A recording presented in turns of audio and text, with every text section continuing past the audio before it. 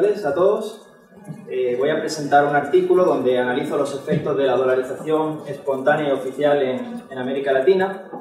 Llevo 6 años trabajando en Ecuador, entonces conozco de primera mano el proceso que llevó Ecuador en el año 2000 para dolarizar su economía y considero que es un tema de gran relevancia en la actualidad porque hay países que se lo están planteando. De hecho, algunos autores austriacos han criticado un artículo de Hausmann, donde Hausmann dice que la dolarización para Venezuela no es el camino, pero sabemos que Venezuela está en una fase de hiperinflación y la dolarización podría ayudarle, como le ayudó a Ecuador a salir de la crisis que tuvo en el año 99, podría ayudarle a superar al menos el problema monetario que tiene Venezuela. Y también se está hablando ahora, por la crisis cambiaria que ha tenido Argentina, un asesor de Donald Trump salió diciendo que quizá Argentina debería considerar volver a la convertibilidad, adoptar una currency board como hicieron en los años 90. Entonces creo que es un tema de gran actualidad en la región. Sin embargo, yo me voy a centrar más en los casos de dolarización oficial. Dolarización oficial es cuando las autoridades monetarias de forma legal establecen que el dólar u otra moneda, porque puede entenderse la dolarización en un sentido amplio, por ejemplo, los países que se adhirieron al euro, de España, por ejemplo, y otros países que también cuentan con el dólar, pero que son países muy pequeños, en la Micronesia, por ejemplo, en las Islas Marshall o Timor Oriental. Entonces, también países de Sudáfrica, Namibia, Lesoto, utilizan el rand. Es decir, se habla de dolarización cuando un conjunto de países adoptan una moneda extranjera, aunque esta no sea el dólar. Bien, bueno, la metodología es básicamente el análisis de autores de la escuela austriaca y también de otras corrientes.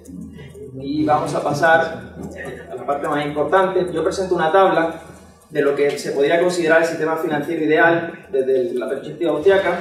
Yo sé que en esto hay debate. Hay autores que defienden un coeficiente del 100% para la banca, otros que no. Pero en todo caso, lo que sí la escuela austriaca siempre ha manifestado desde Mises y Hayek es que el patrón monetario debe ser lo más rígido posible y que debe haber libertad de elección de moneda. Entonces, el peor sistema sería el sistema de nacionalismo monetario con tipos de cambio flexible, que es lo que tenía Ecuador y El Salvador, otro país dolarizado, hasta el año 2000-2001. ¿Qué es dolarización espontánea? Cuando varios países, los agentes económicos empiezan a utilizar el dólar sin que la autoridad monetaria la establezca como ley de curso forzoso, simplemente que debido a los errores de política monetaria que han tenido todos los países de la región en mayor o menor medida, pues Chile enfrentó una hiperinflación en los años de Salvador Allende, Perú también, el primer gobierno de Alan García con el INTI, y en general Bolivia también tuvo una hiperinflación en los años 80, pues de alguna manera los agentes económicos empiezan a ahorrar en dólares, a pensar en dólares, y se puede ver cómo el porcentaje de depósito en moneda extranjera suele aumentar en periodos de devaluación monetaria. Entonces vamos a ir al caso porque hay muchas diapositivas. Únicamente comentar que en principio cuando Ecuador dolarizó en el año 2000, el FMI se opuso porque de acuerdo con la teoría de las tasas monetarias óptimas no le hubiera convenido, porque claro, tiene un ciclo económico muy diferente al de Estados Unidos y no hay movilidad de los factores de producción. Sin embargo, la experiencia de Ecuador ha sido muy positiva y pone de manifiesto que esta teoría parece un poco ingenua, la teoría del mundo. Bien, Ecuador dolariza en el año 2000 después de una crisis financiera muy profunda. Luego veremos que, a diferencia de El Salvador, en El Salvador no se dio una crisis monetaria, la inflación estaba controlada. En Ecuador sí, cuando el Banco Central se creó en el año 27, a través de la misión Kemmerer, la tasa de cambio nominal era 5 sucres por dólar. Y para finales del año 99 estaba en 19.000, 20.000. Finalmente se dolarizó a 25.000 sucres por dólar. Una tasa que puede considerarse bastante alta, quizás se pudo haber dolarizado una tasa inferior, se infravaloró al sucre, a diferencia de lo que ocurrió en Argentina en los años 90, que se entró una convertibilidad 1:1 que sobrevaloraba a la moneda local. Bueno, ¿qué efectos ha tenido y qué causas tuvo la crisis? Porque hay que entender que sucedió en un entorno de una gran crisis financiera donde se decretó feriado bancario y en general la crisis se debe a varios factores. La crisis del 99 quizá aquí no sea tan conocida, pero allí se habla mucho de ella. Hubo fenómenos naturales, como el fenómeno del Niño, que destruyó muchas cosechas, y muchos bancos habían concedido crédito al sector agrícola, pero fundamentalmente fueron factores de índole interna, del diseño del sistema bancario, donde el Banco Central continuamente rescataba a los bancos que estaban en quiebra, y eso creó un problema de moral hazard, y es que los bancos privados, pues cuando tenían un problema, pues sabían que iba a estar alguien que les respaldara. Eso hizo también que el tipo de cambio pues se despreciara mucho. Bueno, ahí presento unas imágenes del feriado bancario, que no es como el corralito que se estableció en Argentina en 2001, porque el corralito establecía que solo se podían sacar 1.000 pesos al mes. Aquí directamente se cerraron algunos de los bancos más importantes. En esta tabla podemos ver el porcentaje de depósito de moneda extranjera y ver cómo en el año 89 era del 14,70% y para el año 99 más de la mitad de los depósitos en el sistema bancario ya estaban en moneda extranjera. Los principales activos financieros se cotizaban en dólares y era la moneda de referencia para operaciones con pago aplazado o operaciones de compras de alto valor.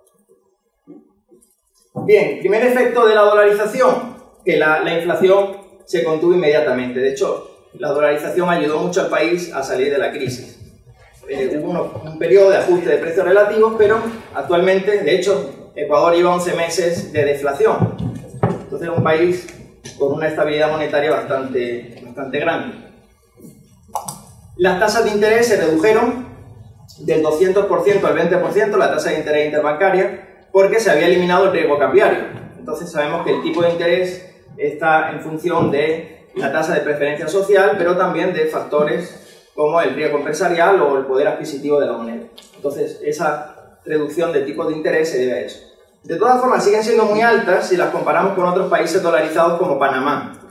Pero ello se debe a que Panamá tiene un sistema financiero muy integrado con el resto del mundo. Hay una presencia de más de 80 bancos extranjeros.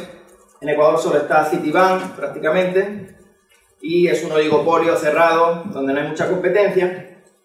Y además a que el gobierno de Rafael Correa en el año 2008 decretó un default de la deuda y pagó los bonos que iban a vencer en ese momento, y eso cerró el mercado de crédito, como le pasó a Argentina cuando Duhalde devaluó en 2002, le cerró el mercado de crédito y prácticamente solo ha estado financiándose con China y ha tenido muchos ingresos procedentes de la venta de barriles de petróleo que llegaron a estar a más de $100 el barril.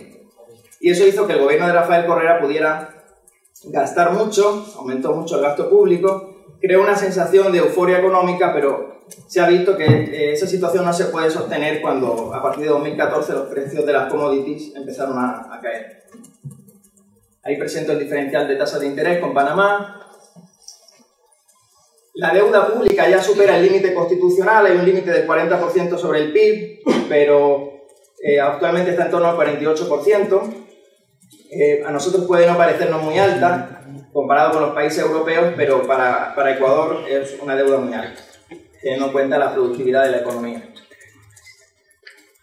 Se suele achacar que la dolarización, al tener una moneda fuerte, pues impide ganar ventajas competitivas vía depreciación del tipo de cambio, pero si eso fuera así, pues países como Venezuela o Argentina serían los principales líderes exportadores de la región, y no es así. Más bien los países con monedas fuertes en la región, México, Chile o Perú, que aunque tienen monedas propias, han sabido gestionar su política monetaria. Normalmente hay convertibilidad, en Perú hay convertibilidad a tipo de cambio flexible, pues son los líderes de hecho en exportación, y eso demitifica un poco esta idea de que devaluar favorece las exportaciones a largo plazo. A corto plazo puedes tener un cierto impulso, pero no es la competitividad no debe basarse en manipulaciones monetarias. El precio del petróleo, ahí presento los gráficos, empezó a caer a partir de 2014, aunque ahora se está recuperando un poco. Y el sistema financiero ecuatoriano, pues ya hemos comentado que es un oligopolio. Ha aumentado la prudencia de los bancos. Al no tener un prestamista de última instancia, los bancos han elevado el encaje voluntario y tienen políticas más prudentes a la hora de conceder créditos. Sin embargo, mantienen el Banco Central, y el Banco Central lo que ha estado haciendo durante los años de Correa, a partir de 2014 se crea un código monetario, es prestar fondos que deberían estar disponibles para los que son los depositantes del sistema bancario, los afiliados al Seguro Social, y ha estado dando préstamos al gobierno central.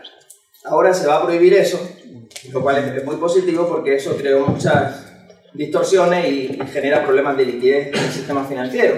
Y también hay que comentar que el gobierno anterior, ahora el gobierno de Lenín Moreno, creó un sistema de dinero electrónico que en principio iba a estar monopolizado, estuvo en régimen de monopolio por el Banco Central. Y eso creó mucha incertidumbre si eso iba a ser una vía de escape para desdolarizar el país, que Correa siempre se ha manifestado en contra de este modelo de dolarización. Finalmente ha pasado a la banca privada y parece que bueno, se ha disipado esa duda. Bueno, El Salvador dolariza en el año 2001 y por diferentes motivos. Ellos tenían un tipo de cambio fijo de 8,75 colones por dólar. Pero las tasas de interés en colones eran mucho más altas que las tasas de interés en dólares. Entonces, para bajar las tasas de interés, atraer la inversión extranjera, el gobierno del partido Arena decide dolarizar sin que haya una crisis económica como se tiene en Ecuador. Y también ha tenido efectos positivos en cuanto a reducción de tasas de interés, bajaron del 20% al 6%, se contuvo la inflación, aunque no era muy alta, pero está en niveles cercanos a los de Estados Unidos, y los plazos de los préstamos se alargaron, porque había mayor confianza y credibilidad por parte de los acreedores. Sin embargo, pues, los enemigos de la dolarización sostienen que es la causa, la dolarización, de que El Salvador, pues, y esto es cierto, pues El Salvador es el país que menos inversión extranjera recibe del entorno y tiene niveles de productividad muy bajos, pero ello se debe más bien a factores reales, en mi opinión, y no tanto a factores monetarios. Y hay que entender que, al igual que ocurrió en el Ecuador de Correa, ambos gobiernos, como no podían recurrir a la inflación para financiar el déficit, lo que hicieron es aumentar la deuda pública.